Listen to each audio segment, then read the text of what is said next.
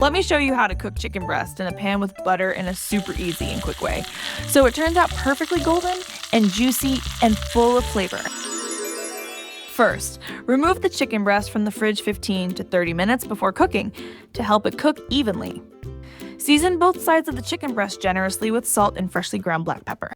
Next, heat a frying pan over high heat and add about 3 tablespoons of cooking oil. Wait until the pan is really hot. Then carefully place the chicken breast into the pan to ensure a proper sear. Listen for a sizzle when it touches the surface. That is how you know the pan is ready. Sear the chicken breast for 3 to 4 minutes until it has a nice golden brown color. Flip the chicken breast and cook for another 3 to 4 minutes on the other side. Now, lower the heat to medium and add about 50 grams of butter, 10 garlic cloves, and a few sprigs of thyme. Let the butter melt and infuse the flavors.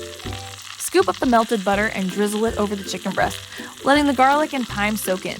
Keep doing this for about 5 to 8 minutes, or until the chicken reaches 75 degrees Celsius or 165 degrees Fahrenheit at the thickest part. This pan-fried chicken breast soaks up all the buttery garlic and thyme, giving it a deep, rich flavor. The outside is perfectly crisp, while the inside stays juicy and tender.